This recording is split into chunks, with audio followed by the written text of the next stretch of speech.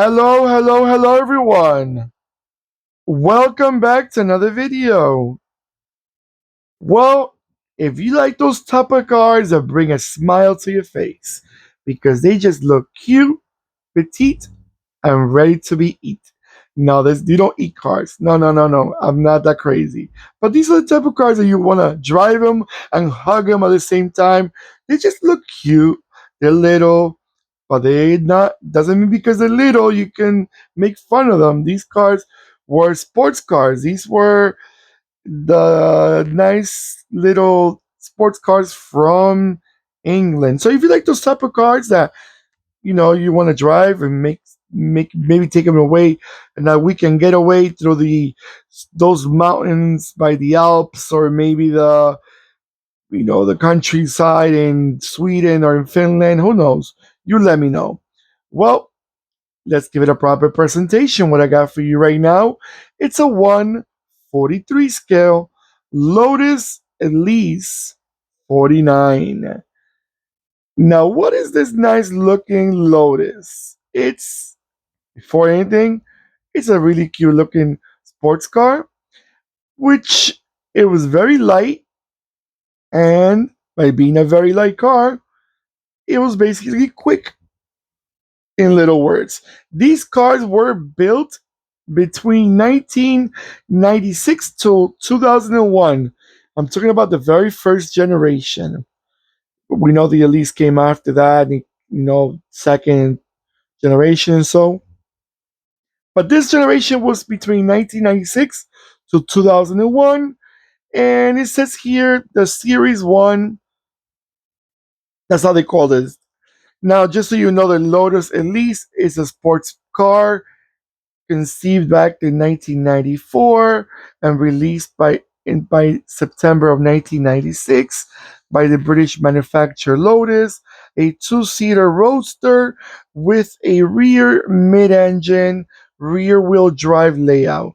The Elise has a fiberglass body shell, a top of a bonded extruded aluminum chassis that will provide a rigid platform for the suspension. While keeping weight and production costs to the minimum, the lease was named after Elisa Artioli, the granddaughter of Romano Artioli, who was the chairman of Lotus and Bugatti at the time of this car's launch.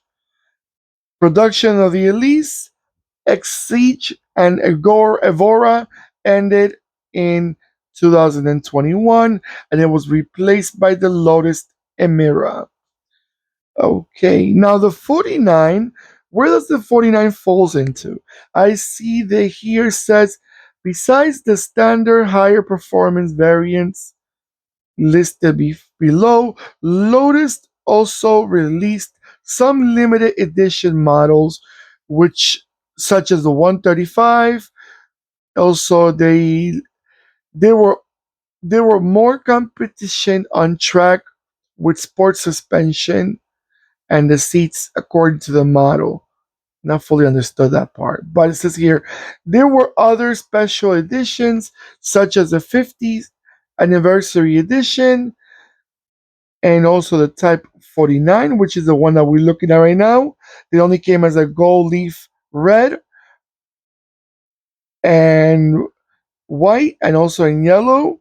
And also there was another one called the Type 79, which it was referring to the successful Grand Prix. Okay, the 49 and the 79 were representing the successful Grand Prix car type of numbers.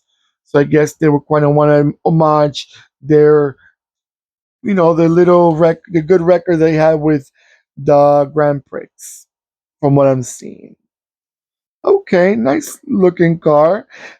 The information I'm giving you, maybe you may not make sense for you, but it's kind of. Lotus is a small brand. I mean, compared to other sports cars brand, in sales, and so they want to homage the little achievements have done to the company. I know the Lotus. they were sold by a Malaysian brand called Proton. I wasn't sure by then it was already owned by Proton. Let's see, Lotus. When did they sell to Proton? Proton was a car brand from Malaysia. I'm not sure was or still is. But still, I think it was around that era. Oh, it says here by 1997. No, no, actually, these models already were already when Lotus was owned by Proton. Okay.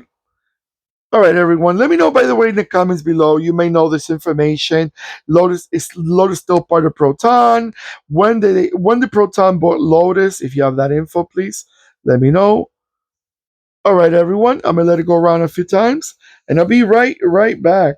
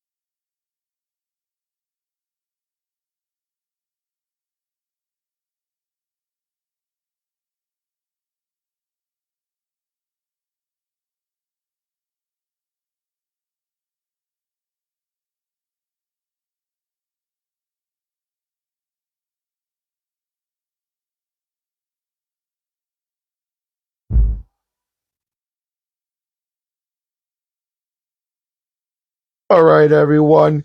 Just so you know, I don't want to miss this, but I mean, you may not care, but if you do, this is a diecast model, and it's made by Maxi Car, which is a very small company, from my understanding. I'm not sure they're still in existence. They didn't make that big of a collection. Most of the collections they had were either military cars or some sports cars I see they built, they sold. I think I posted a Maxi Car before, but I'm not. I don't have a lot of collection from them because they're not that big of a collection in reality. All right, everyone. I'm gonna let I'm gonna let you guys answer the questions I was asking you about the Proton. When were they owned? When did they took over Lotus? And let me know what you guys think about this car. Was it ever sold in your country? I know they're not big numbers. These are very sports cars are very in small. They sell in small numbers, but do you still see them around? Did you like them? All right, everyone. Now, don't forget to give me that beautiful thumbs up. Thank you so much. I truly appreciate. And don't forget to click and subscribe and click the bell next to the subscribe button that will remind you when I'm posting more videos. Take care of yourselves more than ever, as I always say, and goodbye.